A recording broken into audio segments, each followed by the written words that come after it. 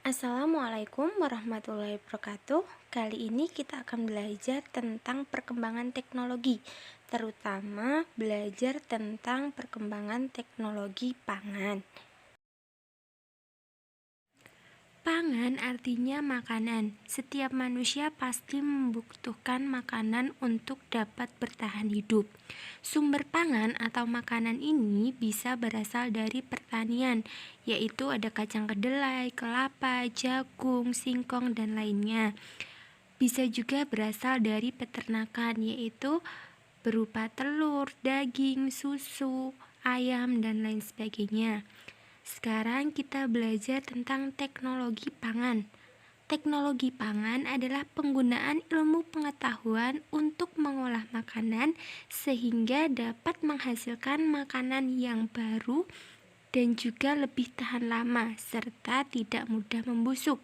Jadi dengan menggunakan teknologi pangan ini kita bisa mengubah satu bahan pangan menjadi bahan makanan yang lainnya. Contohnya, kacang kedelai bisa dirubah menjadi atau dibuat menjadi tempe. Contoh hasil teknologi pangan. 1. Kacang kedelai. Dengan menggunakan teknologi pangan bisa menjadi tahu, tempe, kecap, dan lain sebagainya. Yang kedua, susu. Dengan menggunakan teknologi pangan bisa dibuat menjadi keju, susu bubuk, mentega, yogurt. Yang ketiga, lidah buaya. Menggunakan teknologi pangan bisa menjadi makanan berupa dodol, manisan, jelly, dan juga permen. Yang keempat, kelapa. Dengan menggunakan teknologi pangan, kelapa ini bisa menjadi selai santan, bubuk, dan juga gula.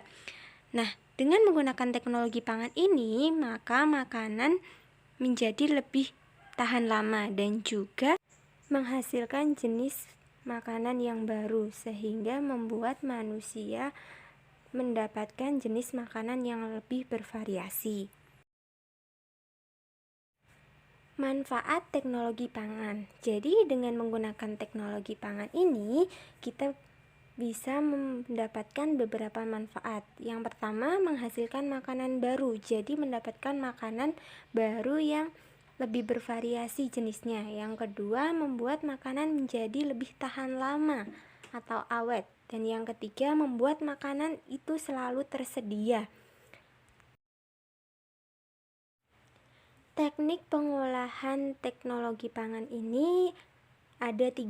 Yang pertama itu pengawetan sehingga membuat makanan menjadi lebih awet. Pengemasan yaitu membuat kemasan yang menarik dan juga membuat makanan itu menjadi makanan yang lebih tahan lama dan juga higienis. Kemudian yang ketiga, penyimpanan sehingga membuat makanan tersebut mempunyai daya tahan lebih lama.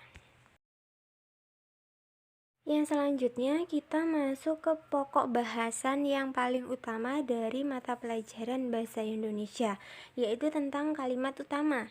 Kalimat utama adalah kalimat yang menjadi pokok atau dasar dari setiap paragraf. Jadi setiap paragraf itu pasti memiliki yang namanya kalimat utama. Selanjutnya ringkasan. Ringkasan ini adalah kumpulan dari kalimat utama. Jadi kumpulan dari beberapa kalimat utama yang ada dalam paragraf itu menghasilkan ringkasan. Kalimat utama adalah kalimat yang menjadi pokok sebelum melanjutkan ke pembahasan yang selanjutnya.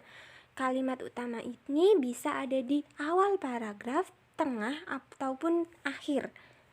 Di dalam teks hasil teknologi pangan ini, semua kalimat utamanya berada di depan. Contohnya, manusia butuh makanan terus-menerus. Jadi, pokoknya itu manusia membutuhkan makanan terus-menerus. Nah, kalimat yang mendukung kalimat utama tersebut adalah jangka waktunya, alasannya kenapa manusia membutuhkan makanan yang tahan lama, dan lain sebagainya.